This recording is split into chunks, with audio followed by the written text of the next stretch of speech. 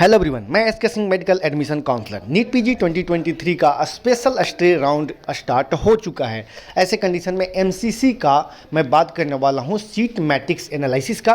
किस किस ब्रांच के कितने सीटें हैं, क्या पॉजिटिव इम्पैक्ट पड़ने वाले हैं, किस स्कोर तक कौन कौन से ब्रांचेज मिल सकती है। इसके साथ साथ मैं बात करूँगा डिफरेंट स्टेट का। वैसे एमसीसी का स्पेशल स्टे राउंड के रजिस्ट्रेशन कल यानी कि 17 नवंबर 2023 से स्टार्ट हुआ था और आज सीट मैट्रिक्स आ चुका है। इसी दौरान चॉइस फिलिंग भी स्टार्ट हो चुका है। वैसे स्टूडेंट जिनका स्कोर ऑन एवरेज अच्छे हैं तो आप चाहे तो गवर्नमेंट के लिए फाइट कर सकते हैं। स्कोर कम है तो आप एनआरआई के थ्रू मैनेजमेंट कोटे में या फिर एनआरआई के थ्रू आप डीम्ड यूनिवर्सिटी को टारगेट कर सकते हैं। ऐसे ही कंडीशन में डिफरेंट स्टेट का भी रजिस्ट्रेशन विंडो ओपन हो चुका है। कुछ स्टेट का रजिस्ट्रेशन होना अभी स्टार्ट हो सकता है कल तक। तो ऐसे कंडीशन में आप डिफरेंट स्टेट यानी कि मल्टीपल स्टेट का भी ऑप्शन लेके चलें। जिनका स्कोर कम ऑन एवरेज है तो आप मल्टीपल ऑप्शन को अभी भी लेके चल सकते हैं। चांसेज है, लिमिटेड सीटें हैं, इसी सीटों में आप लोगों को फाइट करना है। ऐसे कंडीशन में आपको कर्नाटका जैसे स्टेट का एक ऑप्शन हो सकता है, कुछ साउथ का जैसे तमिलनाडु जैसे स्टेट में ऑप्शन हो सकता है, वेस्ट बंगाल में 2-4-5 सीटें बची हुई है, बिहार में 5 सीटें हैं जो कि क्लिनिकल ब्रांच है और एक नॉन क्लिनिकल ब्रांच है, उत्तर प्रदेश में भी आपको सीटें कुछ दिखते हुए नजर आएंगे, हरियाणा में कुछ सीटें 2-4 सीटें आपको हो सकता है दिखते हुए नजर आएंगे, हिमाचल प्रदेश में 1-2 सीटें दिखेंगे। तो ऐसे कंडीशन में आपको डिफरेंट स्टेट जहाँ पे सीटें हैं और आपका स्कोर के अकॉर्डिंग, आपका बजट के अकॉर्डिंग आता है तो आप टारगेट कर सकते हैं। बेसिकली ज़्यादातर आप अगर स्कोर कम है तो एनआरआई से आप फाइट करेंगे तो ही बेहतर है। गवर्नमेंट के लिए मैं बताऊँगा कितने स्कोर तक आप सेफ जोन में हो सकते हैं। अब यहाँ पर हम देखते हैं एमसीसी का जो स्पेशल स्टे राउंड कराई जाएगी, इसमें एक एक करके मैं ऑल इंडिया कोटा 50% का एक एक सीट का डिटेल्स दूंगा, डीम्ड का दूंगा, एनबी डिप्लोमा और डीएनबी का। टोटल अगर सीट मैट्रिक्स को देखा जाए तो 860 सीटें हैं जो कि वैकेंट हैं। इसमें क्लिनिकल बहुत ही कम है, मैक्सिमम सीटें हैं जो कि नॉन क्लिनिकल में अवेलेबल है। यहाँ पे देखते हैं ऑल इंडिया कोटा 50% में टोटल 126 सीटें हैं जो कि क्लिनिकल है और 316 सीटें हैं जो कि नॉन क्लिनिकल है। जनरल मेडिसिन का सीट 8 है, एनेस्थीसिया का जनरल मेडिसिन का 8 सीट है। तो यहाँ पे अगर स्टे वैकेंसी का जो कटअप था उससे थोड़ा पॉजिटिव जाएगा क्योंकि गिने चुने स्टूडेंट अब बचे हुए हैं। ज़्यादातर स्टूडेंट हैं जो फिल्टर आउट हो चुके हैं और कुछ ही स्टूडेंट हैं तो जो स्पेशल स्टे वैकेंसी का कटअप होगा वो स्टे वैकेंसी के कटअप से थोड़ा पॉजिटिव जा सकता है। एनेस्थीसिया का थोड़ा इसका भी पॉजिटिव जाएगा। 21 सीटें एनेस्थीसिया का है, जनरल सर्जरी का 13 सीटें है, जनरल सर्जरी में भी आपको पॉजिटिव शिफ्ट दिखेगा। ऑप्शन गाइनी का 4 सीटें हैं, पीडियाट्रिक्स का 8 सीटें हैं, पैथोलॉजी में 24, यहाँ पे काफ़ी ज़्यादा पॉजिटिव शिफ्ट जाएगा। ऑर्थोपेडिक्स का 10 सीट है, ऑप्थल्मोलॉजी का 10 सीट है। यानी कि positive seat in the sense ये नहीं कि कम से कम स्कोर पे मिल जाएगा। पॉजिटिव शिफ्ट का मतलब ये हुआ कि 10 करीबन 500 to 1000 रैंक या फिर 2000 रैंक का अलग अलग ब्रांच पे आपको डिफरेंस दिखते हुए नजर आएगा। ये नहीं कि आपका 300 स्कोर है तो आपको पीडिया मिल जाएगा या फिर ऑप्स गाइनी मिल जाएगा, ऐसा कुछ नहीं है। जो स्टे वैकेंसी राउंड था उसके कंपेरिजन में आपका पॉजिटिव जाएगा। यानी कि किसी ब्रांच में 2000 का डिफरेंस दिखेगा, किसी ब्रांच में 4000 का दिखेगा, किसी ब्रांच में 500 का डिफरेंस दिखेगा। वहीं पर हम बात करते हैं रेडियो डायग्नोसिस का। तो इसका आपका गवर्नमेंट में टोटल 4 सीटें वैकेंट है, ईएनटी का 5 सीटें हैं, साइकेट्री का 4 सीटें हैं, डर्मेटोलॉजी का 1 सीटें हैं, टीबी एंड चेस्ट का 2 सीटें हैं, रेडियो ऑन्कोलॉजी का 8 सीटें हैं और इमरजेंसी मेडिसिन का 4 सीटें हैं। अब हम देखते हैं डीएनबी के अंदर। डीएनबी का सीट एनालिसिस करते हैं तो डीएनबी में रेडियो डायग्नोसिस का 2 सीटें हैं। इसको भी स्टे वैकेंसी राउंड से अगर कंपेयर किया जाए तो यहाँ पे भी पॉजिटिव दिखेगा। उससे कुछ खास फर्क नहीं दिखेगा, कोई खास पॉजिटिव नहीं दिखेगा, लेकिन ओवरऑल आपको पॉजिटिव जाते हुए नजर आएगा। डर्मेटोलॉजी के 1 सीटें हैं, जनरल मेडिसिन में 5 सीटें हैं, डीएनबी के अंदर पीडियाट्रिक्स का 4 सीटें हैं, ऑप्शन गाइनी का 1 सीट है, ऑर्थोपेडिक्स का 7 सीट है। ऑर्थोपेडिक्स में आपको अच्छा पॉजिटिव शिफ्ट जाएगा, सर्जरी में भी पॉजिटिव शिफ्ट जाएगा। सर्जरी का 6 सीटें हैं, टीबी एंड चेस्ट का 0 सीटें हैं, साइकेट्रिक में 1 सीटें हैं, ऑप्थल्मोलॉजी का 5 सीटें हैं, ऑप्थल में भी आपको पॉजिटिव जाएगा। ईएनटी का 1 सीट है, ये ऑन एवरेज रहेगा। एनेस्थीसिया में पॉजिटिव शिफ्ट जाएगा क्योंकि इसका 10 सीटें अभी भी वैकेंट है डीएनबी के अंदर। डीएनबी इमरजेंसी मेडिसिन में 4 सीटें हैं, इमरजेंसी मेडिसिन में भी आपको पॉजिटिव दिखेगा। पैथोलॉजी में 5 सीटें हैं, रेडियो ऑन्कोलॉजी में 5 सीटें हैं। टोटल 57 सीटें हैं जो कि क्लिनिकल हैं डीएनबी के अंदर और नॉन क्लिनिकल 28 सीटें हैं। अब हम आते हैं एनबी डिप्लोमा की तरफ। एनबी डिप्लोमा में अगर बात किया जाए तो यहाँ भी पॉजिटिव जाएगा कुछ ब्रांचेज में, कुछ नहीं लगभग सभी ब्रांच में।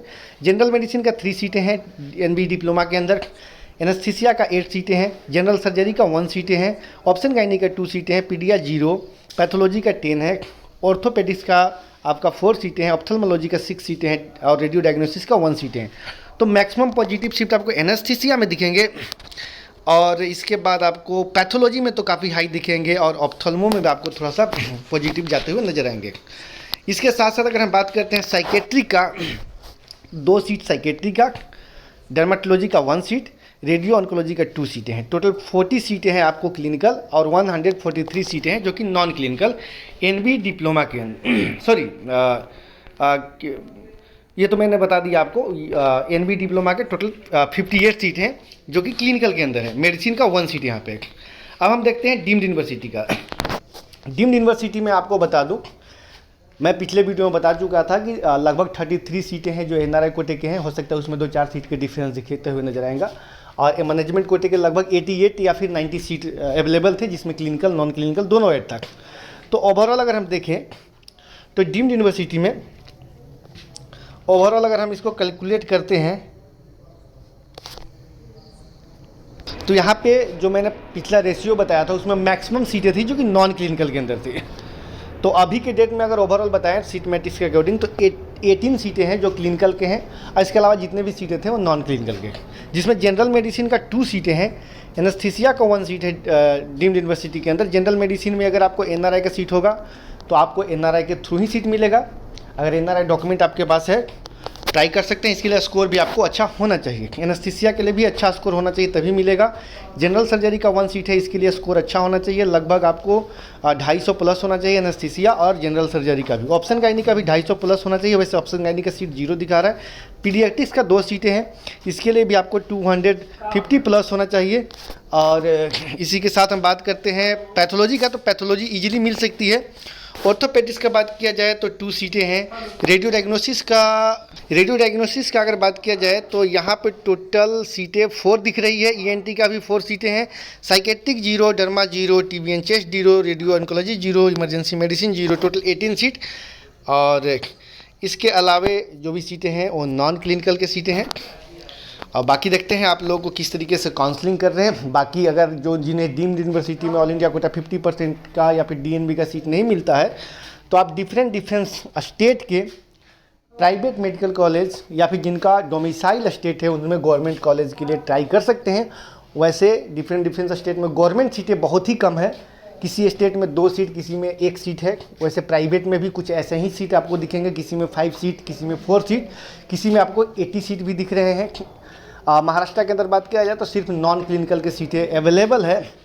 तो महाराष्ट्र के स्टूडेंट आप आउटसाइड ऑफ महाराष्ट्र ट्राई करेंगे तो ज़्यादा बेटर हो सकता है। वैसे आप चाहें तो कांटेक्ट कर सकते हैं। वीडियो का स्क्रीन और डिस्क्रिप्शन में नंबर दिया हुआ है। जिनका 270 से ज़्यादा स्कोर है और ईएनटी, एनेस्थीसिया, ऑप्था और साइकेट्रिक जैसे ब्रांच सर्च कर रहे हैं तो अगर आपका बजट 1 CR30, 1 CR20 या फिर 1 CR40 का बजट है तो आप कांटेक्ट जरूर कर सकते हैं। वीडियो के स्क्रीन पे नंबर दिया हुआ है। सर्जरी जैसे ब्रांच चाहिए, ऑर्थो जैसे ब्रांच चाहिए, सर्जरी और ऑर्थो का आपका अगर सीट चाहिए और आपका स्कोर लगभग 290 या फिर 280 से एबव है तो भी आप ट्राई कर सकते हैं। इसे भी हम लोग कोशिश कर सकते हैं कि 1 CR60 या फिर 1 CR80 तक आपको चांसेस बन सकती है। ऐसे में ही अगर पीडियाट्रिक्स जैसे ब्रांच चाहिए तो ये भी आपको मिल सकती है। 300 प्लस अगर स्कोर है तो 140 के बजट में आपको ट्राई कर सकते हैं।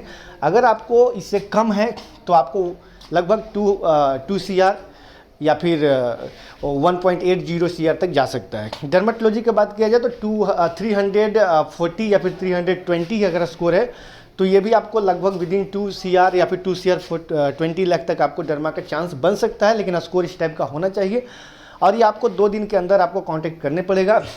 ऐसे ही बात करते हैं हम ऑप्थल्मो का, तो ऑप्थल्मो के भी आपको 130 से 140 के रेंज में आपको सीटें मिल सकती हैं।